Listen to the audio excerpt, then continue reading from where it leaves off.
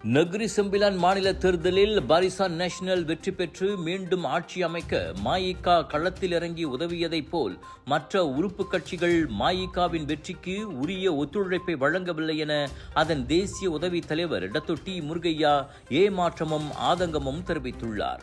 போட்டியிட்ட 25 இடங்களில் 18 இடங்களில் பாரிசான் நேஷனல் வெற்றி பெற்றது. அவற்றில் 16 இடங்களில் அம்னோவும் 2 இடங்களில் மாசிசாவும் வென்றன. ஆனால் மஇகா சார்பில் ஸ்ரம்பான்ஜயாவில் களமிறங்கிய தினாலன் ராஜகோபாலுவும் ஸ்ரீதஞ்சோங்கில் போட்டியிட்ட அச்சுதனும் தோல்வியுற்றனர். இதனால் 2018 பொதுத் தேர்தலுக்கு பிறகு நெகிரி மாநில சட்டமன்றத்திற்குள் நுழைய பெரும் பாடுபட்ட மஇகாவிற்கு மேலும் 5 ஆண்டுகளுக்கு அதே நிலையை எதிர்கொள்ளும் சூழல் உருவாகியுள்ளது. 2023 மாநில தேர்தலில் மாசிசாவும் மஇகாவும் போட்டியிடவில்லை என்பது இங்கு குறிப்பிடத்தக்கது. மஇகா வேட்பாளர்களின் தோல்வி குறித்து வருத்தம் தெரிவித்த டி முருகையா, பாரிசான் நேஷனல் உறுப்பு கட்சிகள் மட்டுமின்றி பெரிகத்தா நேஷனல் கூட்டணி கட்சி வேட்பாளர்களின் வெற்றிக்காக மஇகா கடுமையாக உழைத்தது.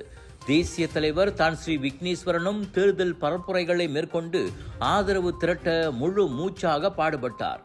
ஆனால் மஇகா போட்டியிட்ட 2 தொகுதிகளிலும் வாக்காளர்கள், குறிப்பாக மலாய்க்காரர்களின் வாக்குகளை திரட்டுவதில் பாரிசான் நேஷனல் மற்றும் பெரிகத்தா நேஷனல் உறுப்பு கட்சிகள் முறையான பங்களிப்பை தரவில்லை என ஆதங்கம் தெரிவித்தார்.